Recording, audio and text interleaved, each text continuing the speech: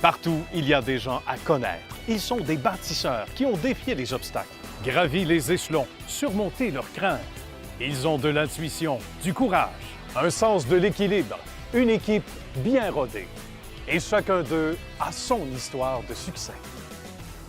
Bon vendredi matin à tous, directement du restaurant Eclipse, la terrasse à Boisbriand. Salutations à José et sa belle équipe. Merci de nous recevoir. Merci à vous d'être là.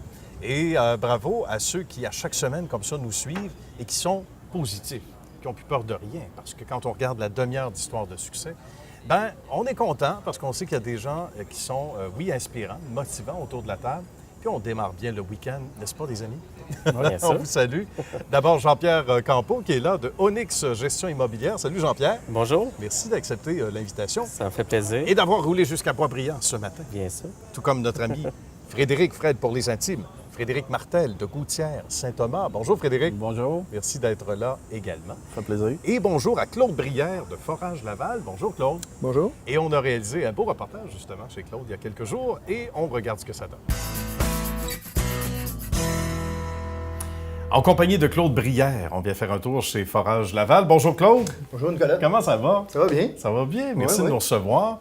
Bel emplacement, presque Merci. Terrebonne. On a tendance à croire que c'est Laval, mais c'est Bois-des-Filions au niveau du bureau. Mais ça se passe sur la route. Beaucoup, évidemment. Ça se passe sur des chantiers.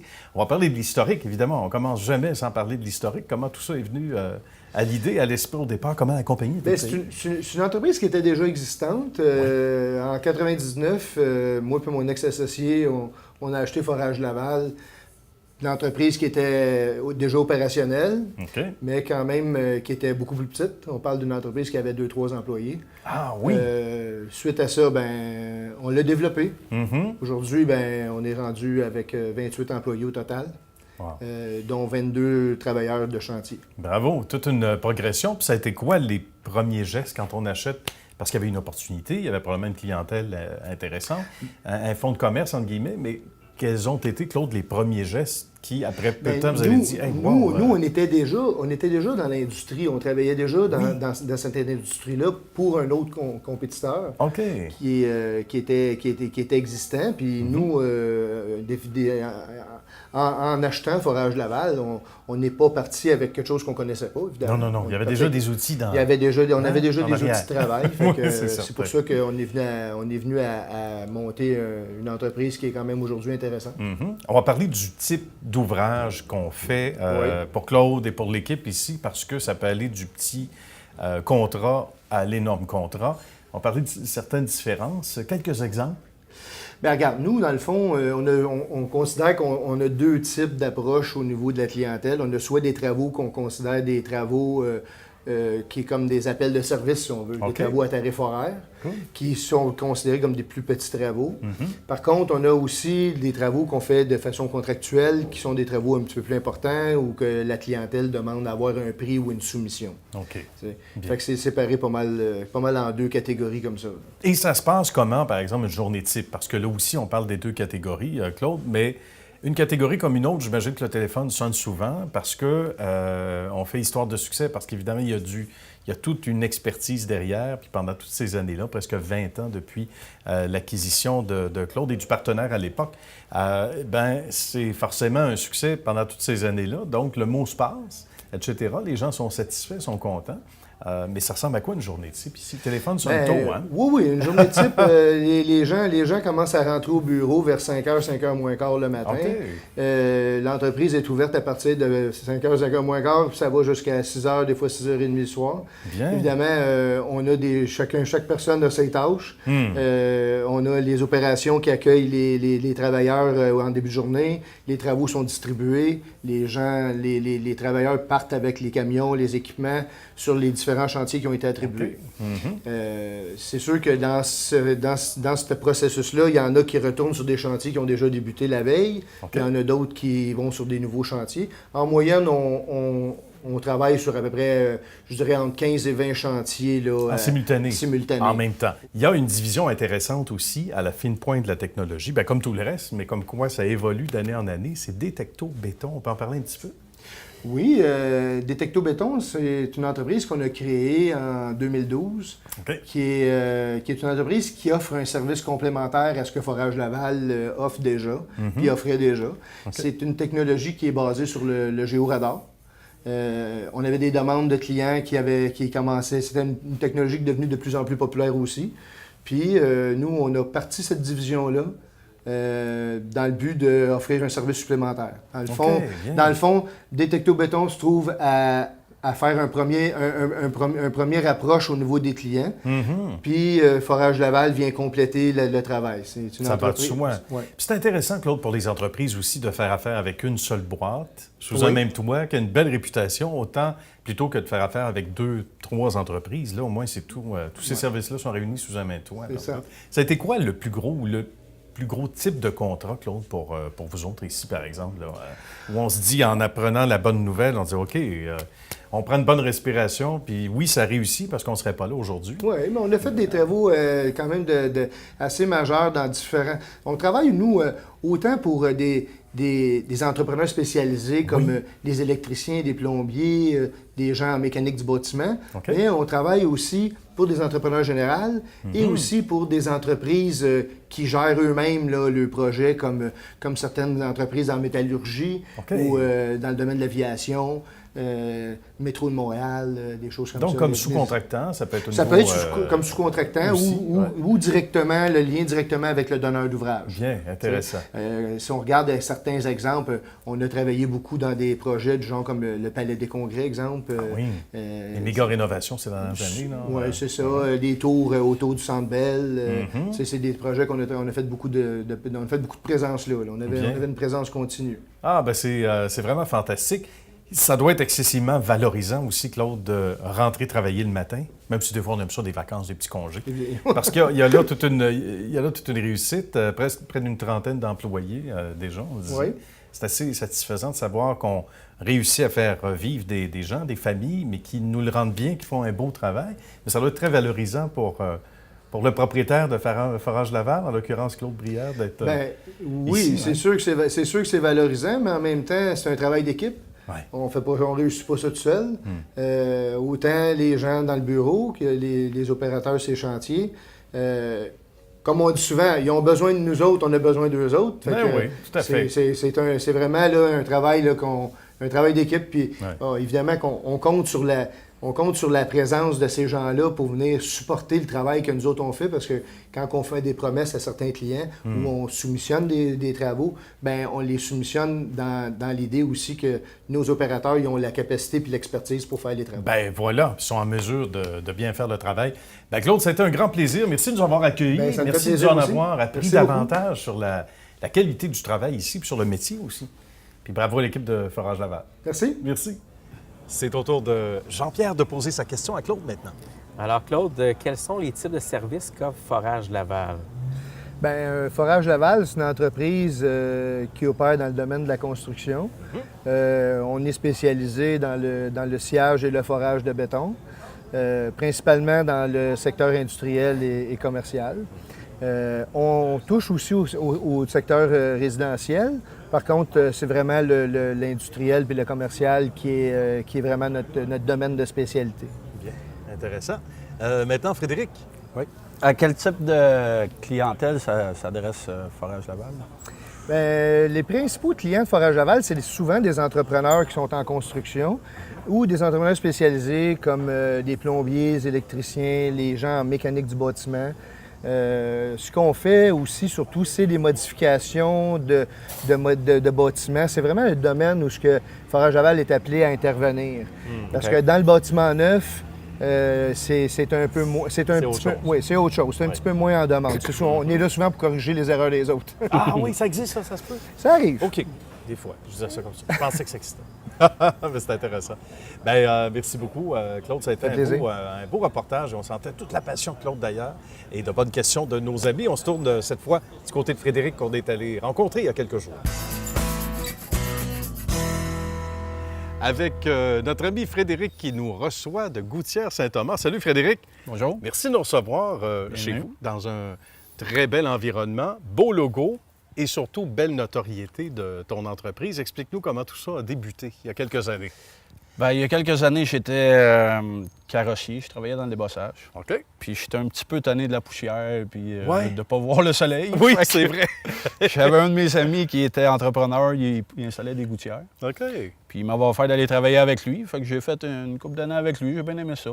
Bien. Puis de fil en aiguille, ben moi j'ai parti à mon compte. Lui a comme délaissé un peu ce secteur-là. Moi j'ai reparti. Bon. Puis ça fait à peu près 8 ans, puis ça va bien. De fil en aiguille ou de gouttière en gouttière. Oui, si on veut. C'est un métier qui n'est pas nécessairement aussi facile qu'on le pense à apprendre. Raconte-nous comment, justement, on met ça, pas juste bout à bout le métier, mais comment on arrive à être quelqu'un de professionnel dans ce domaine-là. Ça se fait pas en claquant des doigts. Non, il n'y a pas vraiment de formation Non, pour c'est ça. ça. C'est vraiment de l'apprentissage au fur et à mesure. C'est sûr qu'il faut la poser comme il faut, que ce soit esthétique, premièrement. Là, tu sais. À cette heure, c'est beaucoup plus esthétique que c'était. Les méthodes ont changé, puis c'est du travail, c'est d'être minutieux, de poser ça comme il faut, puis de voir s'il n'y a pas des... pour pas que l'eau s'infiltre, puis que la structure se dégrade, des choses comme ça. Justement. Puis quand on bâtit une entreprise comme ça, et c'est là qu'on arrive au succès de Gouttière Saint-Thomas particulièrement, et de toi, bien là, tu as amené du tien, évidemment, quand tu es ton propre boss, ton propre patron. Oui, on le disait, tu t'organises pour pas tourner les coins ronds, là, dans les deux sens du terme, mais aussi, quelque part, tu sais que le client que tu sers, tu le verras pas avant, souvent, 20-30 ans. Donc, il n'y a pas de récurrence de clients, mais tu veux pas que ces gens-là te rappellent parce que, justement, ça a été mal posé. C'est ça. Dès le premier jour, pour toi, tu as pris conscience de ça, j'imagine, de l'efficacité d'avoir Oui, parce une que rigueur? j'étais déjà là-dedans un petit Oui, peu avant, oui. mais tu sais, je veux dire, c'est sûr que quand on commence, c'est dur de se faire un nom parce que le monde ne te connaisse pas. C'est ça. Fait que de fil en aiguille, j'ai toujours dit, si t'es pas consciencieux, une personne mécontente va le dire à beaucoup plus de C'est monde. sûr, c'est Je suis sûr. pas content du service. Une personne contente va dire, ça a bien été, puis On tu sais, en je parle vais te le référer si quelqu'un en parle. Mais Ben quelqu'un oui. qui est vraiment pas satisfait de la job, il va dire, appelez pas là, tu sais, c'est pas bon, des choses comme ça. Effectivement. Fait que c'est là que c'est important de donner un bon service puis faire un bon travail. Là. Donc, la rigueur dès le premier jour, à partir de quel moment tu as senti que ça levait, là, vraiment, là, que tu t'es dit, regarde, j'ai choisi le bon métier. Oui, j'ai de la rigueur au travail. Oui, je fais bien mon travail. Puis on va parler de l'équipe ensuite parce que ça aussi, c'est important. Mais à quel moment tu as senti, Frédéric, que là, c'était fait pour durer, là?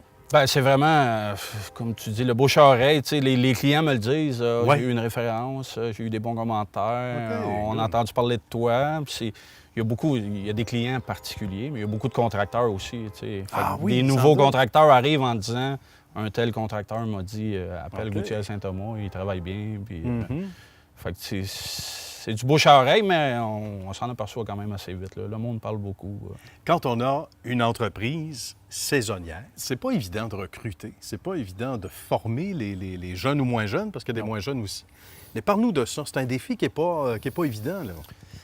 Non, c'est pas évident parce que c'est ça, c'est en étant saisonnier, c'est que c'est tout le temps pas mal des nouvelles personnes. OK. Donc, nous, on commence vraiment fin avril, début mai. Début mai, c'est sûr que c'est plein temps. Fin avril, oui. ça dépend de l'hiver, là, tu sais. Ah On oui, est c'est ça. quand même dans Les le pluies, nord un petit peu. le ouais, mauvais c'est ça. temps et tout ça, ben oui. Fait que là, ça prend quand même une période d'adaptation qui est au moins, je dirais, 3 mois avant Comme que la faut. personne sache un petit peu comment s'enligner. Là. Ben oui. Fait que après ça, on a les vacances, un gros rush jusqu'au début novembre. Puis là, décembre, c'est vraiment fini. Là. Les premières neiges, c'est trop glissant. Puis Ah oui, ça c'est devient dangereux. Faut là. pas, Fait faut que, pas. Donc, ces gens-là, souvent, on disait jeunes ou moins jeunes, vont se trouver un emploi dans certains cas C'est ailleurs. ça, ouais, c'est Donc ça. là, il faut recommencer la roue. On parlait de rigueur tantôt, Frédéric, puis à partir de là, ben, tu veux, comme tu le disais bien, au bout, ça prend ça au moins 3 mois, hein, Oui. pour que les gens soient bien formés. Et il y a un déclic qui se fait dans ton esprit aussi, où quand tu sais que la personne est en mesure de faire le job, le travail. Oui, c'est ça. Bien, on le voit parce que c'est sûr qu'on est. Moi, je suis présent à ces lieux. Tu sais. Je Ben suis oui. propriétaire, mais je suis avec la personne à travailler. Puis, Ça, c'est tu sais, je le rassurant vois, on se côtoie quasiment 7 jours sur 7 l'été. Là. Ben c'est, oui. c'est pas mal du temps plein non-stop. On parlait de marketing avant d'aller en ondes ensemble. On a l'impression que dans certains corps de métier, tout est à peu près pareil. On ne porte pas toujours une attention au look. Et toi, au contraire, avec quelqu'un que tu connais bien, qui est infographiste, Oui. on est arrivé avec un logo qui a l'air de sortir d'une BD. C'est très jazzé. Moi, j'aime ça. Je trouve ça intéressant. Oui. C'est une façon aussi de se démarquer pour toi, là. Ben exactement, parce qu'on est tout le temps sur la route. Fait que, oui. première des choses, beaucoup de clients me disent, tu sais, je t'ai rencontré, oui. On t'a vu. C'est une belle visibilité. Là, tout à fait. Sûrement qu'ils prennent les coordonnées là, parce que la publicité, pour un travail saisonnier, quand même assez élevé. Il faut faire beaucoup de publicité, parce que c'est tout le temps des nouveaux clients, comme on disait. Oui, justement. Une gouttière qui est bonne 30 ans, un coup qu'elle est faite, un nouveau client, un nouveau client. Fait que, quand elle est bien faite aussi. C'est ça. Le bouche-oreille marche, mais ça prend quand même une visibilité en quelque part. C'est ça, exactement. Ça prend beaucoup de publicité, beaucoup de marketing. C'est un tout. Comme quoi, bravo à toi qui as appris sur le terrain, et c'est ça qui constitue les plus belles histoires et histoires de succès. Des gens qui, peut-être au premier regard, ne voyaient pas que ça allait être un métier. On fait ça peut-être en attendant, travaillant comme pour toi, pour un autre. Puis, hop, on prend la piqûre, puis on a la piqûre de l'entrepreneuriat aussi. Ouais. Ce que tu as eu après, en terminant, il faut parler de ça. Le jour J où tu t'es dit, regarde, moi, là, je me lance, je le fais. Je ne travaille plus pour les autres, j'ai le goût de le faire pour moi. Ça a-tu été une décision difficile? Aujourd'hui, que tu ne regrettes pas, mais comment c'était? Ça s'est fait quand même bien. La seule chose, j'aurais aimé le faire plus tôt. Ah oui, c'est ça. J'ai commencé un peu tard, je trouve, tu sais, mais c'est sûr que ça m'a donné la chance de faire l'expérience ailleurs, puis c'est correct, mais... Tu as l'air heureux, en tout cas, Frédéric. Oui, ça va super bien. On ne veut rien changer. Ça va bien super comme ça. Merci beaucoup, puis bon succès, bonne suite de succès, cher ami. Salutations à l'équipe, les membres qui se succèdent, mais qui sont importants au sein de Gouttière-Saint-Thomas également. Oui. Encore une fois, merci. Merci, Frédéric. Et là, c'est au tour de Claude de poser sa question à Frédéric. Je me demandais, c'est quoi exactement qui t'a poussé à être en affaires dans le domaine spécialisé que tu as? Bien, c'est qu'avant, je travaillais dans une carrosserie. Puis c'est vraiment l'appel de travailler dehors parce que on est la proximité avec les clients. C'est quand même plaisant. C'est un travail qui est beaucoup exigeant. Il faut aller voir les clients, il faut aller rencontrer les clients sur place. Puis, j'aime ça. C'est un beau défi que je voulais me lancer, puis je pense que ça a bien réussi. Ah oui, c'est pas mal. C'est pas mal parti, finalement. Ça s'en vient bien. Les choses vont bien. Jean-Pierre Bettan, pour Frédéric. Alors, Frédéric, c'est quoi les principales contraintes que tu as rencontrées depuis le lancement de ton entreprise? À part les chats de gouttière. Oui, c'est ça. Les chats de gouttière, pas beaucoup. J'en vois pas beaucoup. C'est plus un mythe, ça. Ah oui, OK. Mais c'est vraiment la formation des employés. OK. Étant donné que c'est pas un travail, si on veut, à l'année, c'est vraiment saisonnier, les gouttières. Fait que, c'est vraiment la formation de tout le temps montrer, parce que souvent, les employés, quand ils tombent sur l'aide chômage, si on veut, l'hiver, ils reviennent pas nécessairement au printemps s'ils ont trouvé un autre job. Fait que c'est beaucoup tout le temps de recommencer la formation, puis ça, c'est beaucoup exigeant. C'est un côté moins le fun, mais... On deal bien avec. Ça vient avec. Ça vient avec le beau défi. C'est ça. Merci, mon cher Frédéric. Et on se tourne du côté d'Onyx Gestion Immobilière et on regarde ce que ça donne. On est chez Onyx dans le merveilleux coin de Sainte-Thérèse avec des gens passionnés, passionnants. Vous allez bien sûr les rencontrer. Michel, Jean-Pierre et Jean-Sébastien. Bonjour messieurs, ça va bien? Bonjour. Merci. Bien, oui. Vous êtes deux co-présidents. Fondateur, on s'intéresse à l'entreprise, mais on s'intéresse aux gens passionnés. On va aller voir Jean-Sébastien dans un moment. D'abord, Michel et Jean-Pierre, comment est venue cette passion-là pour ce beau domaine qui est l'immobilier? D'abord, Michel, peut-être? J'ai toujours été passionné par l'immobilier. Bien. Puis j'ai commencé à en faire professionnellement depuis 6 ans. OK, d'accord. Donc, j'ai eu une compagnie de textile pendant 23 ans. Donc, quand j'ai vendu cette compagnie-là, je regardais pour faire de l'immobilier vraiment de façon professionnelle. Donc Bien. là, ça a commencé comme ça. Parce qu'il y avait de l'intérêt avant pour l'immobilier, même dans le domaine du textile, parce qu'un n'empêche pas l'autre. Hein? On fait une acquisition, on achète, on vend, puis on se dit « Ah, il me semble que je me verrais là-dedans ». C'est un peu ça, c'est intéressant. Jean-Pierre, pour moi, dans mon cas, c'est un petit peu différent. Moi, j'ai été durant 20 ans dans le domaine pharmaceutique comme représentant. Oui. Puis, à un moment donné, pour toutes sortes de raisons, j'avais le goût d'une nouvelle carrière. Puis, je suis tombé à un moment donné sur un livre de Jacques Lépine du Club des investisseurs immobiliers. OK, oui. Tout à fait par hasard. Fait que j'ai lu ce livre-là. Je me suis intéressé. Puis, j'ai commencé à faire un petit peu d'acquisition. Puis à un moment donné, j'ai eu une opportunité pour lancer un projet, une société de partenariat d'investissement. Bien. Je me suis lancé à temps plein, là. Fait que c'est vraiment comme ma nouvelle passion qui est une deuxième carrière. Puis c'est ça. On Fait que envoie- depuis 2 ans, là, je suis à temps plein là-dedans. Good. Parce que ça demande Ouais. tout notre temps. À un moment donné, il y a 24 Ah heures oui. dans une journée. hein, Absolument. c'est ça. Faut faire des choix. Puis c'est la passion souvent qui nous guide vers un choix, on va le dire comme ça, naturel. Quand on a été client ou qu'on est toujours en quelque sorte client, ça nous aide à mieux comprendre la personne qui est devant nous, comment on doit la Bien, la servir, définitivement, hein. absolument. Puis dans mon cas, j'ai été représentant durant 20 ans.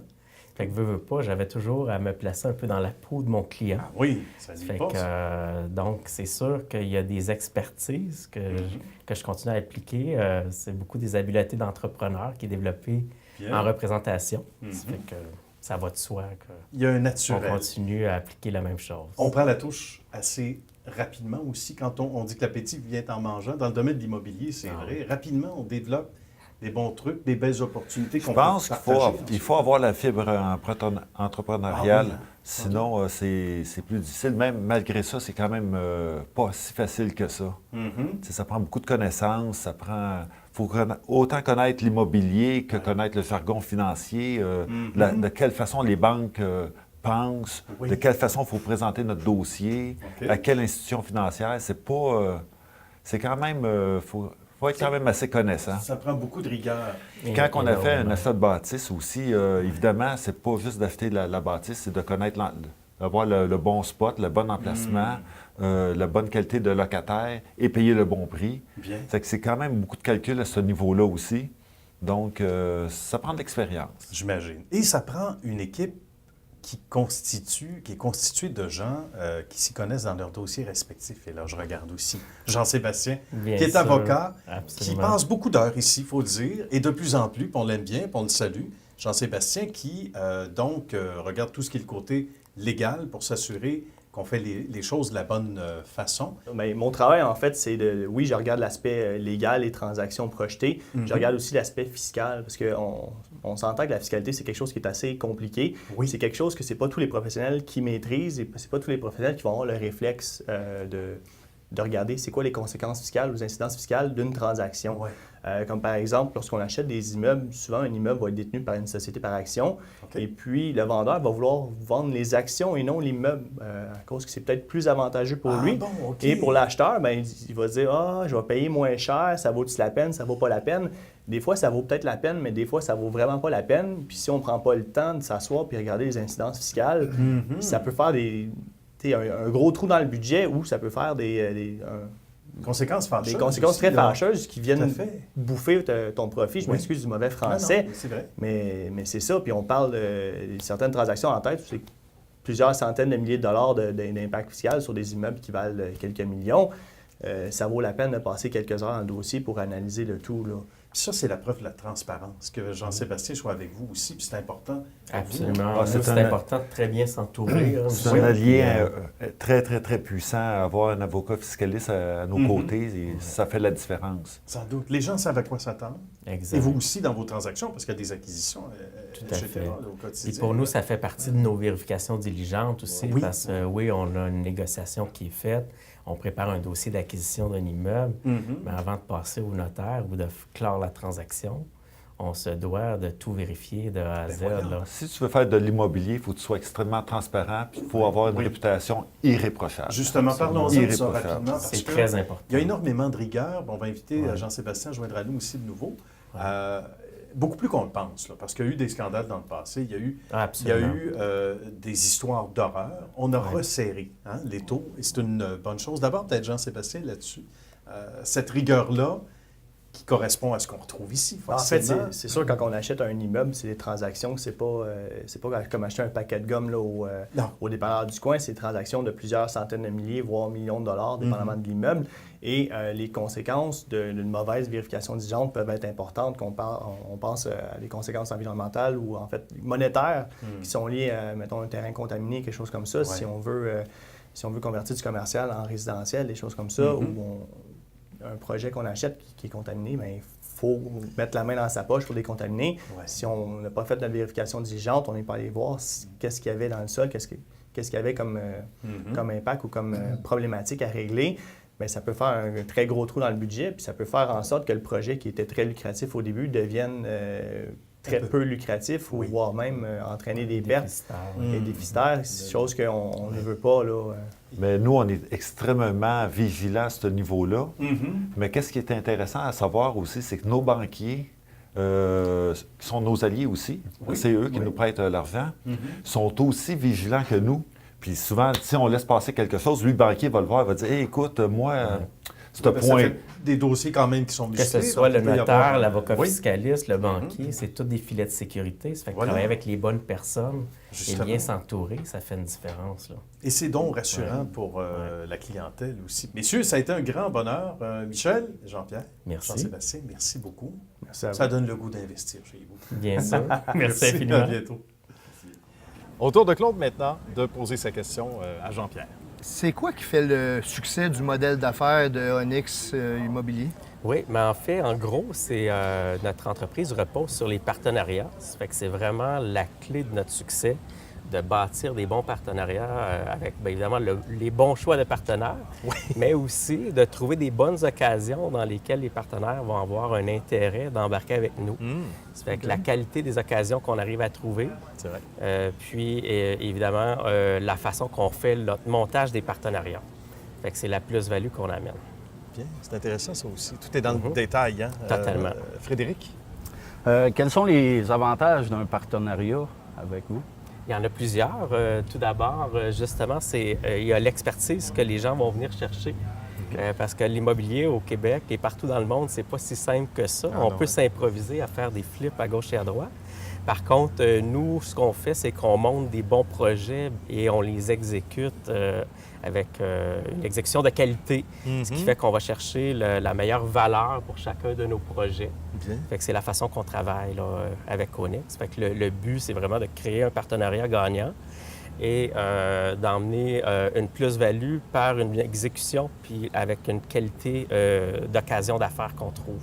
Bien. Fait qu'en gros, c'est la façon qu'on se démarque dans notre marché. Merveilleux, puis avec, me dit-on, beaucoup de transparence aussi. Puis ça, c'est très important. C'est pas juste évidemment. moderne, c'est normal, puis il faut le faire comme ça. Tout à fait.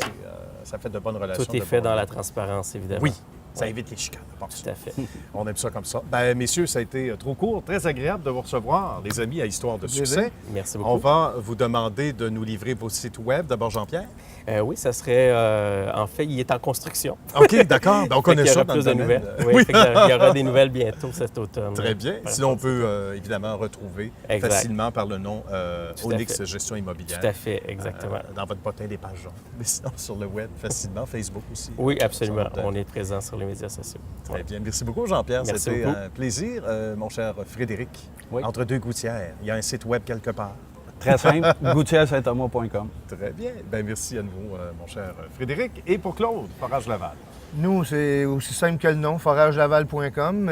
Nous aussi, on a un site qui est existant, mais on a un nouveau site qui est en construction qui devrait être terminé d'ici le mois d'octobre-novembre. Merci beaucoup, messieurs. Merci à la belle équipe qui va se reconnaître, évidemment, de vous avoir présenté cette autre édition d'Histoire de succès. Puis nous, on se retrouve la semaine prochaine. Bye bye.